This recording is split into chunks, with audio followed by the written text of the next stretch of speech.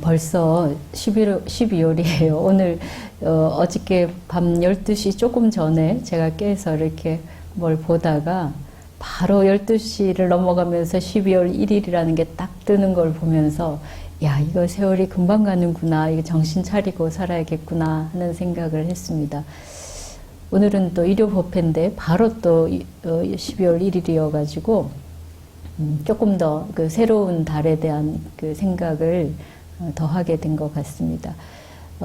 이제 뭐 2019년도가 이제 한 달 남았고 저희들이 이번 주 토요일 날 송년법회도 하고 그러고 나면 또 오늘 뭐 이미 벌써부터 이제 연말에 여러 이제 모임들이 시작되고 그러죠, 그죠? 그래서 반가운 사람들을 만나기도 하고 그래서 또 새로운 이야기도 듣기도 하고 하는데 한편으로 보면 이제 우리가 한 해를 마감하고 정리하는 또 중요한 시기일 것도 같아요.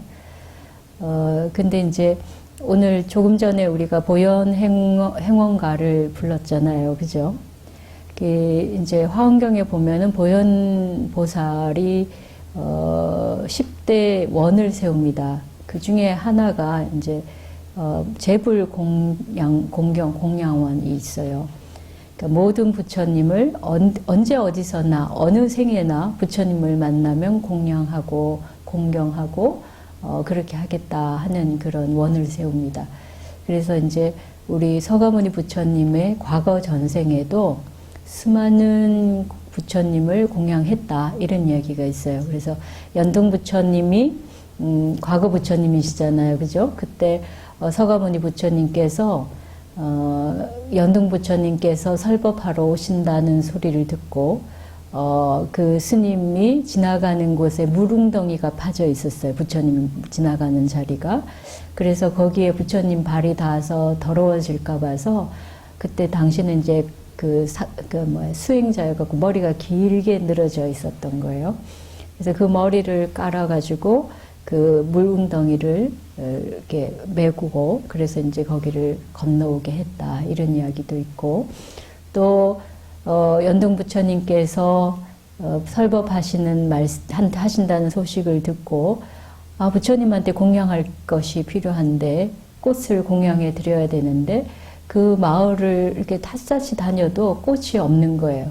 그러니까 모든 사람들이 부처님 오신다고 하니까 다 꽃을 가지고 다 이제 부처님한테 공양하겠다고 다 꽃을 다 사가지고 가서 그 부처님께서 서가모니 부처님이 보살로 계시니까 그 보살님이 공양할 꽃이 없는 거예요. 그래서 어떻게 하다가 마을에 어떤 처자가 꽃을 갖고 있는 것을 만나게 됐죠. 그래서 그 꽃을 나에게 주면은 내가 이제 참 잘 이렇게 후사하겠다 하니까 절대로 줄 수가 없다 그랬어요. 그래서 내가 이거 부처님께 공양하려고 하는데 제발 줄 수 없겠냐 하니까 조건으로 내건 게 그럼 당신이 나와 다음 생에 결혼을 해준다면 내가 이 꽃을 주겠다.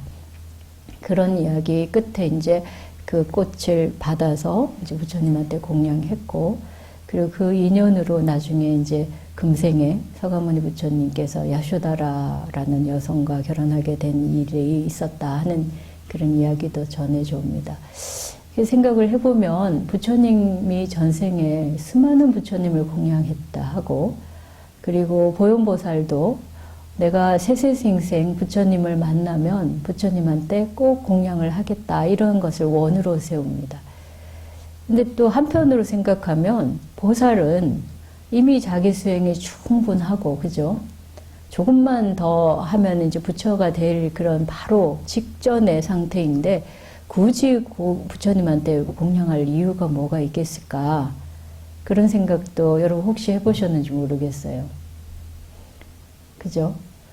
뭐 나로서도 내 수행만 딱 집중해서 열심히 하면 되지 굳이 부처님 온다는데 멀리까지 가가지고 그 부산을 떨면서 그래가지고 원치도 않은 약속까지 해가면서 그럴 필요가 있을까 그런 생각을 저는 한 번은 해봤습니다. 여러분들은 어떨런지 모르겠어요.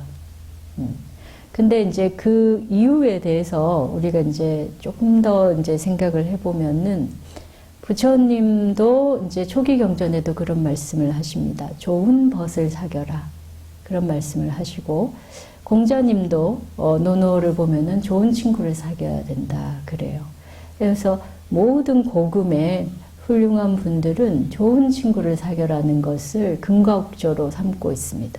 본인도 좋은 친구를 사귀었고, 다른 사람에게 조언을 할 때도 좋은 친구를 사귀어야 한다라는 이야기를 합니다. 그러면 또 세상 사람들은 여러 가지 생각을 하면서 그러면은 이런 질문을 해요. 모든 사람들이 좋은 사람만 친구를 삼으면 안 좋은 사람은 어떻게 합니까? 그럼 그 사람은 따돌림 당하고 혼자서 그 구제될 수 없지 않습니까? 종교적인 구제는 어렵고 힘들고 안 좋은 사람들을 도와야 되는데 그걸 어떻게 도외시하고 좋은 사람들끼리만 이렇게 보라고 합니까? 이런 이야기들을 해요. 일견 맞는 말이죠. 그죠? 예, 다 좋은 사람만 찾아가고 좋은 사람만 친구하면 성격 나쁘고 뭔가 문제성이 있고 이런 사람은 아무도 친구해주지 않으면 어떻게 하느냐. 그죠? 충분히 그럴 만한 질문이 되는 거죠. 그런데 우리가 이제 다시 생각을 이제 보면은 부처님께서 좋은 친구를 사귀라고 한 것, 그리고 모든 보살님이 부처님을 공경하고 공양한 거, 이거 왜 그런 줄 아세요? 사람이 살아가는 데 있어서 정말 중요한 게 인연이기 때문이에요. 인연, 어떤 사람을 만나고 어떤 사람을 통해서 어떤 식으로 사느냐가 그 사람 삶을 결정하는 굉장히 중요한 요소이기 때문이에요. 그래서 좋은 인연을 우리가 맺어야 우리 스스로 발전할 수 있습니다. 근데 그 좋은 인연을 맺을 때 좋은 사람을 만나야 좋은 인연이 되는 거죠. 그죠? 그 좋은 사람 중에 가장 좋은 분이 부처님입니다. 그래서 심지어 보살들조차도 내가 계속해서 배우고 따라가고 롤 모델을 삼을 존재를 필요로 하는 거예요. 아주 충분히 수행이 돼서 아마 십지보살이 됐다 하더라도 구경각에 이른 그 부처님을 바라보면서 나도 저 부처님처럼 돼야겠다. 늘 그것을 모범으로 삼고 롤 모델로 삼아서 그렇게 가고자 하는 사람에게는 그것이 필요한 겁니다. 예, 그래서 좋은 사람을 가까이 해야 우리는 어떤 것이 바른 삶이다. 어떻게 살면 내가 조금 더 나아지는 삶을 사는가를 알 수 있기 때문에 심지어 그렇게 수행이 깊은 보현보살조차도 부처님에게 항상 만날 때마다 세세생생 부처님 만나는 때가 된다면은 언제라도 부처님에게 공양하겠다는 서원을 세우는 겁니다. 공양하는 그 마음이 거룩하기도 하지만 그 인연이 중요하기 때문이에요. 좋은 인연을 만나야 내가 발전할 수 있기 때문입니다. 그래서 부처가 되겠다는 그 보살은 부처를 늘 가까이 해야만 부처가 되는 겁니다. 그래서 서가모니 부처님께서 또 과거 전생 때 스승이 되실 그 연등 부처님께서 오신다고 하면 그 설법을 듣기 위해서 꽃을 그렇게 어렵게 구해가지고 가서 공양하기도 하고 땅바닥에 당신의 머리카락을 다 펼쳐가지고 그분이 가는 길을 편안하게 하기도 합니다. 이게 우리가 존경할 만한 사람이 계시고 그것을 통해서 우리가 어떤 삶을 살아야 되는가에 대한 지침이 필요하기 때문에 그래서 좋은 벗을 사귀어야 되는 겁니다. 그래서 세상에 이제 좋은 벗들이 많이 있죠. 그죠? 그러니까 여러분들이 주변에 좋은 사람들을 많이 알고 있고 많이 사귀면 내 인생이 달라지는. 그러니까 그 중에서도 종교가 중요한 이유는 그런 모범적인 삶을 산 분들, 성인의 삶을 우리에게 보여주기 때문이에요. 그래서 특히 불교는 이제 그것을 어떻게 실현할 수 있는가에 대한 구체적인 방법까지도 알려주니까 좋은 삶을 살기 위해서 우리가 반드시 놓쳐서는 안 될 그런 부분이 바로 종교에 있다는 겁니다. 그래서 여러분들이 절에 와가지고 부처님한테 우리 불공 드린다 하거든. 부처님한테 공양하는 겁니다. 우리는 기도해갖고 뭐 성취해 주세요, 성취해 주세요 할 때 이거를 불공이다 이런 말을 하는데, 물론 부처님이 자비로 그런 걸 해주시기도 하지만 중요한 건 내가 부처님께 공양을 올리는 겁니다. 그 공양을 올림으로써 내가 부처님을 닮고 부처님의 가르침을 더 이렇게 가깝게 새겨 넣겠다는 그런 각오입니다. 그래서 우리가 그렇게 이제 불교에서 물론 당연히 더 어려운 사람, 사회적인 약자, 가난한 사람을 도와야 되는 것도 맞지만, 그러나 또 다른 한편에서는 나보다 더 뛰어난 자고 세상에서 가장 존귀한 스승인 부처님을 공양하고 존경하고 예를 하는 것은 우리 삶을 바꾸기 위한 하나의 기본적인 아주 핵심적인 그런 삶의 자세이기 때문입니다. 예. 그래서 오늘 이야기는 우리들에게 연기, 인연이 얼마나 소중한가를 말씀드리려고 합니다. 그래서 좋은 사람들이 그러면 그렇게 모여져서 좋은 세상이 되는 거예요. 좋은 것을 보고자 하고 그걸 배우고자 하는 모습을 내가 계속해서 그 태도를 견지하고 있게 되면은, 그러면은 주변 사람들도 그 모습을 보고 배웁니다. 그렇겠죠. 저 사람은 항상 사람들의 좋은 모습을 보고 좋은 점을 찾고 그리고 좋은 사람들을 찾아가는구나. 그래서 사람들에게서 긍정적인 모습들을 찾는 그 모습을 보고 옆에 있는 사람들도 배우는 거예요. 그래서 또 다르게 말한다면, 보살님 나중에 하셔도 돼요. 홍영주 보살님 나중에 하셔도 돼요. 부처님에게 공양을 올리는 것도 중요하고, 그래서 내가 좋은 분에게 이렇게 하는 것도 중요하지만, 그 모습을 본 사람들이 그걸 보고 따라하는 것도 중요한 거예요. 그리고 또 한편에서는 내가 보통 사람들 속에서도 좋은 모습을 보는 것이 중요한 거예요. 우리 사람을 보다 보면은 단점도 볼 수 있고 장점도 볼 수 있죠. 근데 단점은 눈에 빨리 드러납니다. 그죠? 그래서 그 사람의 문제가 있다는 거는 빨리빨리 우리가 알고, 그래서 뭔가 지적하기는 쉬운데 그 사람의 장점을 보기는 쉽지가 않아요. 그 장점을 보려면 내가 좀 더 지켜봐야 되는 게 있고, 그 속에 들어있는 모습까지 봐야 되는 거예요. 그러니까 나의 안목이 터져야 그 사람의 장점도 볼 수 있습니다. 그 장점을 보게 되면 어떻게 되냐면 내가 배우게 되는 거예요. 이렇게 우리가 사람들에게서 더 좋은 점을 찾아내고 그것을 보고 배우려는 노력이 필요합니다. 근데 그게 이거 우리로서 끝나는 게 아니고, 조금 전에 말씀드린 것처럼 그것이 또 다른 사람들에게 어떻게 살 것인가에 대한 모델이 되는 거예요. 그래서 내 주변 사람들이 그걸 보고 배우게 되고 나의 자녀들이 그걸 보고 배우게 되는 겁니다. 그래서 아까 처음에 여러분들이 의심할 수 있는 부분, 그러니까 그러면 나쁜 사람 또는 약한 사람 또는 조금 문제가 있는 사람 어떻게 사느냐, 그 사람도 어떻게 돕느냐, 그거 배제하고 좋은 사람만 만나면 문제 있지 않냐, 이런 거에 대한 답이 거기서 저절로 나와요. 그죠? 예. 그렇게 안 좋은 사람들도 사회 분위기가, 내 주변 삶에 사는 사람들의 분위기가 좋은 분위기로 계속 흘러가게 되면 그 사람들도 그걸 보고 배우는 것. 그래서 그들의 마음을 바꾸고 따라가게 되는 거예요. 예. 물론 경제적으로 힘들고 사회적으로 고통받는 사람들을 도와야 되는 거는 맞습니다. 그러나 예를 들어서 여러 가지 그 행동에 문제가 있고 너무나 이기적이고 또 남들에게 피해를 끼치는 사람들을 어떻게 돕느냐. 물론 우리가 부처님과 같은 지혜가 있고 능력이 있다면은 그들도 도울 수 있을 거예요. 근데 그들을 외면하라는 이야기가 아니라 그들을 돕는 방법 중에 하나가 우리가 늘 좋은 쪽을 향해서 노력하는 그 모습이 그들을 돕게 된다는 겁니다. 그래서 불교에서는 향상일로라는 말을 씁니다. 우리가 항상 더 나은 것을 향해서 나아가는 것, 그걸 향상일로라고 합니다.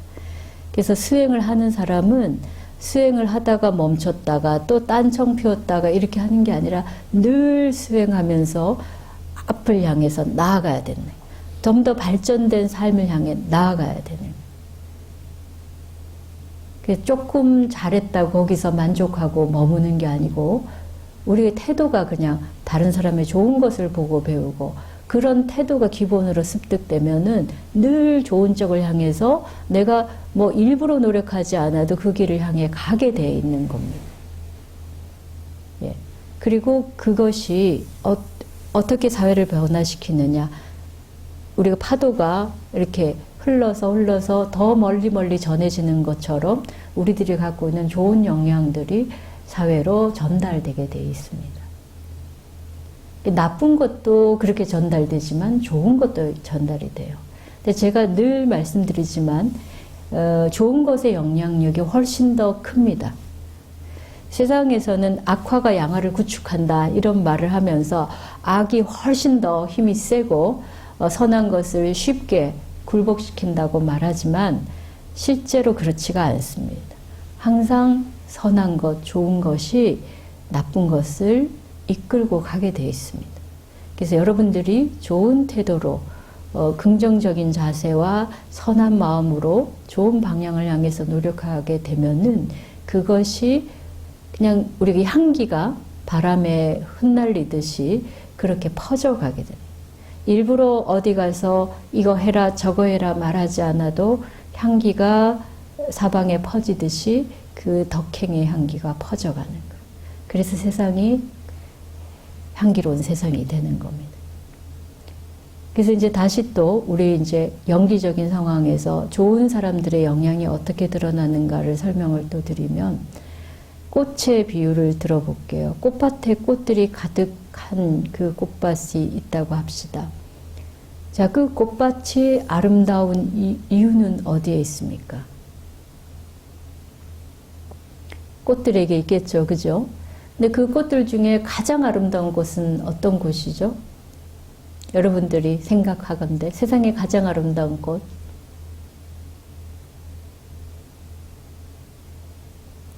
그 사람들마다 다르겠지만 뭐 꽃 중에 꽃 하면 장미다, 백합이다, 뭐 그런 동양으로 치면 모란이다, 뭐 이런 식으로 이제 이야기하죠, 그죠?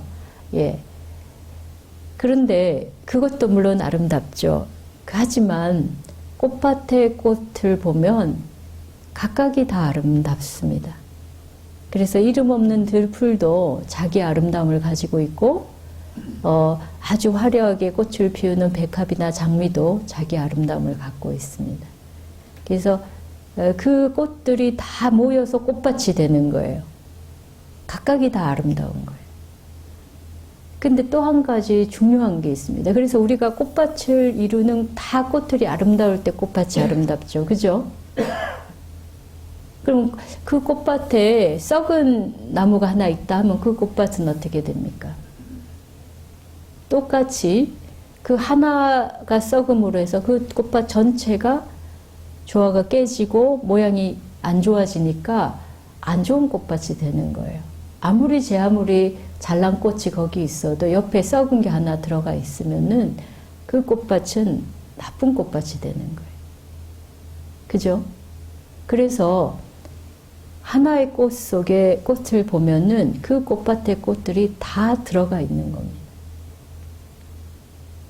그러니까 장미가 아름답다고 한다면 그 장미의 아름다움은 주변에 있는 많은 꽃들에 의해서 아름다운 거가 있어요. 자기 자체로 아름다움만 있는 게 아니라. 그러니까 다시 말하면은 우리가 장미가 한 송이 꽃밭에 있는 장미 한 송이를 캐가지고 그 장미를 보면은 그 꽃밭이 다 나옵니다. 이상한 소리죠?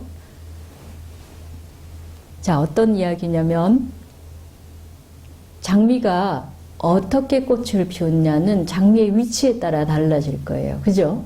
장미가 남쪽에 심어졌냐, 북쪽에 심어졌냐에 따라 다를 겁니다. 그죠? 그러면 꽃이 피고 지는 모습도 다를 거예요.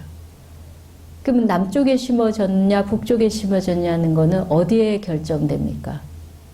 그 꽃밭에 다른 꽃들에 의해서 결정되는 거예요. 만약 장미가 남쪽에 심어졌다면 다른 꽃들은 북쪽에 심어질 겁니다. 그죠? 장미가 북쪽에 심어져 있다면 다른 꽃들이 남쪽에 있겠죠. 그럼 남쪽에 있는 꽃들이 햇빛을 더 받고 더 아름답게 필 동안 북쪽에 있는 장미는 조금 덜 피겠죠. 그죠? 하지만 그 장미를 보면 뭐가 나옵니까? 다른 꽃들이 앞에 있음을 우리가 알 수 있게 되는 거예요. 그러니까 다른 꽃들의 아름다움이 장미가 조금 뒤로 물러난 것 때문에 아름다워지는 겁니다. 반대의 경우도 마찬가지예요. 장미가 남쪽에 심어져서 아름답게 꽃이 피었다면 그 외에 다른 꽃들이 뒤에 북쪽에 심어졌을 확률이 있죠. 그죠? 그럼 북쪽에 심어진 나무와 꽃들이 조금 이렇게 시들하다는 거는 그 속에 장미가 화려하게 빛나고 있는 것이 있기 때문입니다. 그래서 우리가 내가 뒤에 있어서 손해본다 이런 말이 아니라 내가 뒤에 있음으로 해서 장미의 아름다움이 더 화려해지게 빛나게 만들어주는 겁니다. 그러면 장미를 보면은 장미 저 혼자서 아름다운 게 아닌 거예요. 뒤에 있는 나머지 꽃들에 의해서 내가 그렇게 아름다워진 겁니다. 그죠? 그럼 반대로 뒤에 못난 꽃들을 본다고 했을 때 그 못난 꽃들이 그냥 못나기만 한 게 아닙니다. 그 속에는 장미의 아름다움이 있는 거죠. 그죠? 그리고 장미도 피고 백합도 피고 모든 꽃들이 잘 어우러져서 화려하게 아름답게 피었을 때 그 전체 꽃밭이 우리가 아름답다 이렇게 말합니다. 그죠? 근데 어떤 거는 좋은데 어떤 거는 아주 막 지저분하게 피어 있다면 그 꽃밭은 우리가 뭐라 그래요? 아름답지 않다라고 말합니다. 전체가 아름답지 않으면 어떤 하나가 아름답다고 해서 아름답다고 말하지 않아요. 그죠? 그러니까 결국은 나 혼자서 아름다움이 나의 아름다움이 안 되는 거예요. 그래서 어떤 하나가 유독 아름답다고 해도 다른 것이 아름답지 않으면 나의 아름다움은 반감이 돼버린. 그 우리 사회가 그렇다는 겁니다. 지금 여러분들 한 사람 한 사람이 여러분 속에는 다른 사람의 삶이 다 들어와 있어요. 나는 내가 그냥 내 열심히 일하고 내 혼자 밥벌이 먹고 잘 사는데 왜 뭐 누가 나에게 도움을 주느냐. 여러분들이 차를 타고 어디까지 출근한다면 도로는 누가 놓을 거며 그 차는 누가 만듭니까? 그런 사람들에 의해서 내가 오늘 차를 타고 출근하는 게 결정이 돼요. 그죠? 그 다음에 우리가 조금 있으면은 몇 년 뒤면은 아마도 자동 운전 장치가 도입이 될 거라고 그래요. 그러면은 내가 운전하지 않아도 차가 움직여요. 그러면 시스템이 다 바뀌게 되거든요. 그래서 그때 가면은 착오가 필요 없는 세상이 온다는 거예요. 개개인이 차를 소유할 필요가 없습니다. 내가 필요할 때 자동 주행차를 불러갖고 타고 가고, 그럼 그 차가 또 다른 곳으로 갑니다. 필요한 사람에게. 그러면 또 거기 가서 하고. 그러니까 내가 굳이 차를 소유할 필요가 없어지는 거예요. 그러면은 거기에 따른 변화가 있습니다.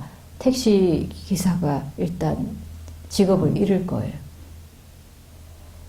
그 다음에 차고지, 주차 사업 하던 분들도 직업을 잃을 것입니다. 주유소도 많이 없어질 거예요. 그다음에 도로가 지금 굉장히 많이 우리가 넓혀 놓고 있는데 그렇게 넓은 도로가 필요가 없게 되는 겁니다. 그래서 내가 지금 차를 한 대 소유하고 있고 우리 집에 차고를 두느냐 마느냐, 또 우리 사찰 같은 경우는 주차장이 넓으냐 좁으냐 이런 게 굉장히 중요한 여건이 되잖아요. 그런데 만약에 이 시스템이 완전히 바뀐다면은 그런 것이 전혀 소용없는 세상이 온다는 거예요.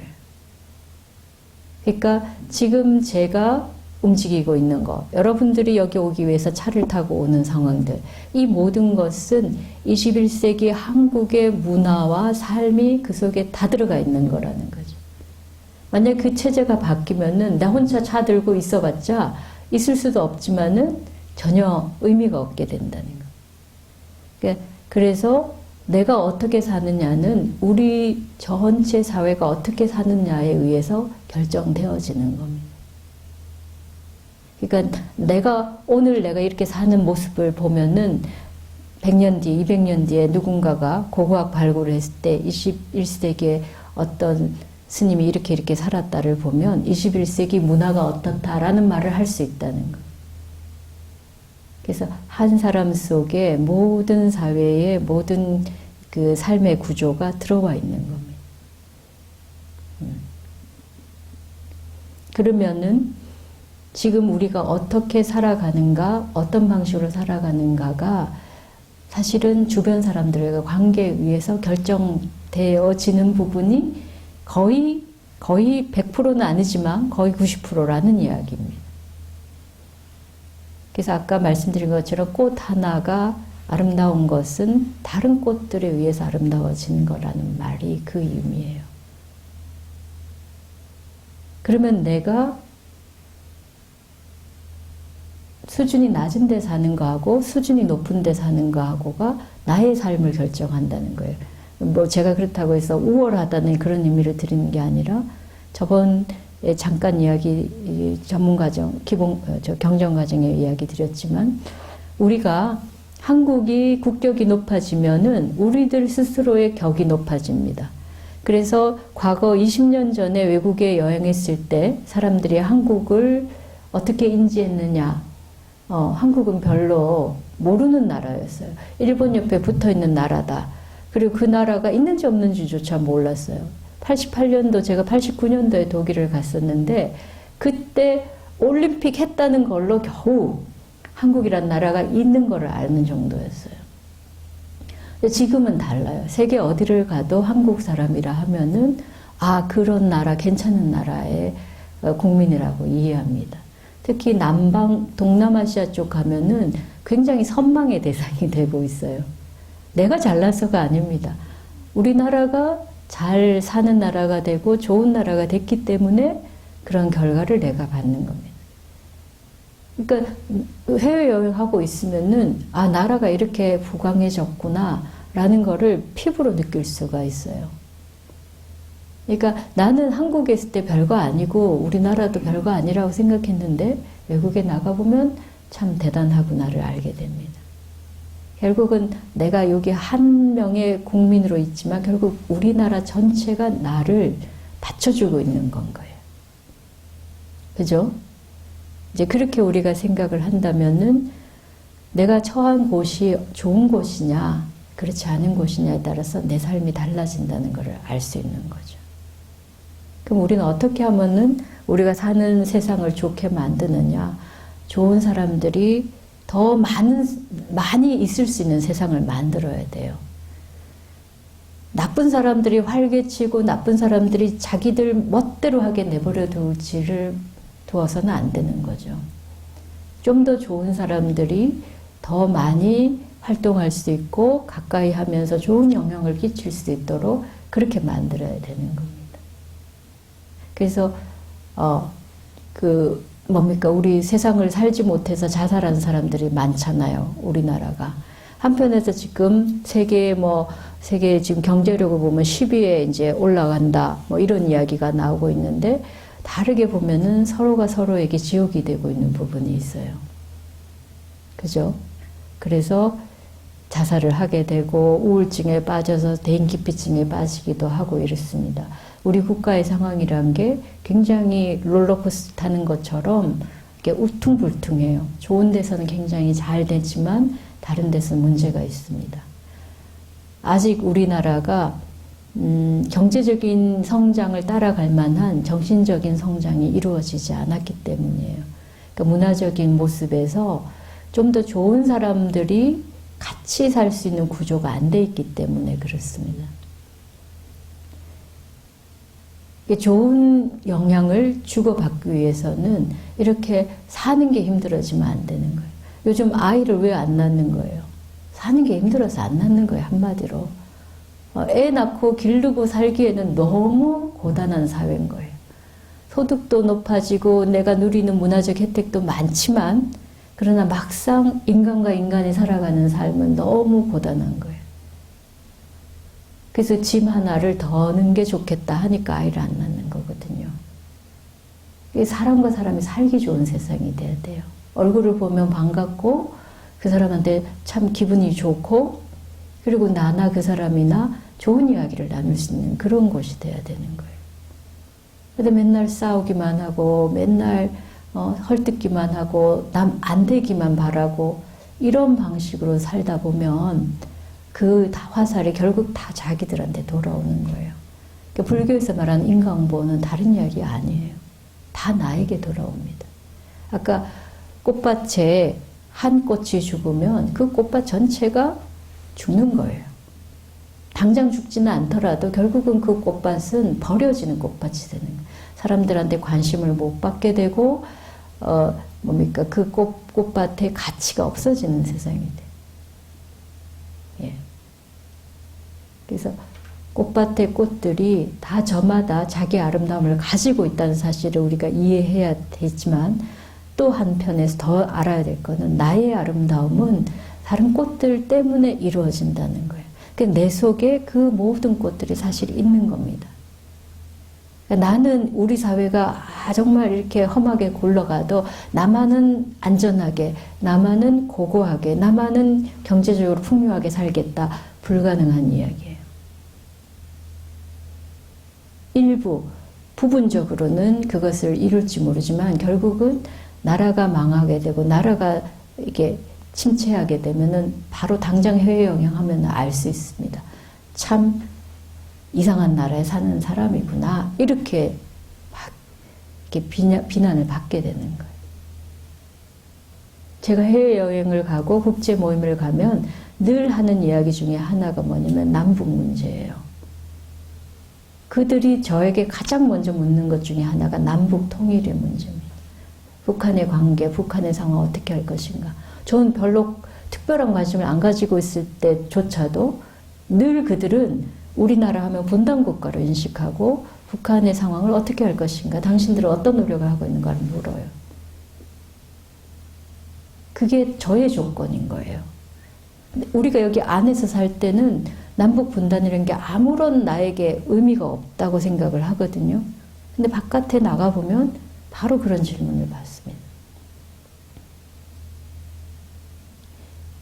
민주화되기 이전에 외국에 나갔을 때는 또 민주화 문제를 항상 거론을 했어요. 지금은 이제 우리가 민주화되고 나니까 이제 그런 이야기는 나오지 않고 오히려 저한테 뭘 묻냐면 한류 드라마가 어떤 게 재밌냐, 난 이거 봤는데 너 그거 봤냐, 이런 이야기 하는 거예요. 나 한류 드라마 본 적이 없어요. 그래서 사람들은 저를 보면 한류 드라마를 떠올리는 거예요. 그러니까 저라는 사람이 아무리 세상과 무관하게 살아도 한국인인 한에서는 그 지금 이 시대에 이루어지고 있는 모든 것이 저 속에 있는 겁니다. 그러니까 여러분들이 어떤 사람과 어떻게 사느냐가 결국 여러분 자신을 결정하게 되고 그것이 결국 공동 책임으로 남는다는 겁니다. 그러니까 우리가 좋은 세상을 만들고 지금 세상 살기가 너무 힘들어서 자살한 사람이 나오는 거는 이건 안 되는 일인 거예요. 그죠? 나는 그렇게 안 했어. 이렇게 우리 생각해요. 우리들은 직접적으로 누군가에게 그렇게 하지 않았지만 우리가 알지 못하게 그런 분위기를 허용한 부분이 있는 거예요. 그런 것들을 개선해 가려는 노력이 필요합니다. 그 중에서 제일 중요한 부분이 뭐냐? 좋은 인연을 만날 수 있도록 노력하는 거예요. 그래서 여러분들이 이 자리에 와서 부처님한테 예경하고 나의 삶에 대해서 한 번 더 돌아보고 조금 더 잘 살기 위해서 마음을 되돌리는 이 하나하나의 행위가 결국은 파도를 낳고 하듯이 흘러가서 사람들에게도 좋은 영향을 미치게 됩니다. 그리고 실질적인 여러 삶의 과정에서도 내가 좋은 사람들을 더 가까이 하고 좋은 일을 많이 하는 그런 노력이 필요해요. 그래서 여기 우리 화엄탑사의 모인 분들이 다 좋은 사람이고 다 이제 참 화엄탑사가 좋다 이러면은 사람들이 화엄탑사를 보면서 다른 절도 바뀔 거예요. 그죠? 그러면은 절들이 바뀌면은 어떻게 됩니까? 우리 살고 있는 세상이 달라지는 거예요. 그러니까 저희가 잘하면 우리가 잘해가지고 딴 절 신도를 뺏어올다 이런 게 아니에요. 우리가 좀 더 모범적인 활동을 하고 그러면은 다른 절에서도 야, 화엄탑사가 저렇게 잘하는데 우리 보고 벤치마킹 하자 이렇게 되는 거예요. 화엄탑사 신도들은 참 사람들 좋더라. 그러면은 우리들도 화엄탑사 신도들처럼 참 괜찮은 사람이 되자 이럴 거란 말이에요. 그죠? 그렇게 해서 구미시에 있는 절들이 다 좋은 절이 되고, 물론 지금도 좋지만 더 좋은 절이 되면은, 그리고 거기 오시는 분들이 다 자부심을 가지면은 불자들이 다 자부심을 갖는 그런 세상이 될 거예요. 그럼 불자들이 자부심을 갖고 좋은 일을 많이 하다 보면은 구미시 전체가 좋은 시가 될 겁니다. 그래서 우리들이 하나하나의 노력 속에서 그렇게 바꿔가야 됩니다. 오늘은 한 해를 마무리하는 그런 시점에서 그 연말에 이제 우리도 송년법회를 하면서 즐거운 법회의 자리를 갖지만 그 즐거움에만 취하지 마시고 좋은 사람들을 만날 수 있는가, 내가 그 모임에서 좋은 영향을 받는가, 또 그 영향을 받아서 내가 진짜 사는 과정에서 그것을 실제로 살아낼 수 있는가, 이런 문제를 좀 더 생각해 보시면서 연말에 수많은 동창 모임, 가족 모임, 또 친지나 주변 여러 지인들의 모임에서 그러한 마음의 자세를 잃지 않았으면 좋겠습니다. 그런 당부를 드리면서 오늘 법문을 마치겠습니다. 고맙습니다.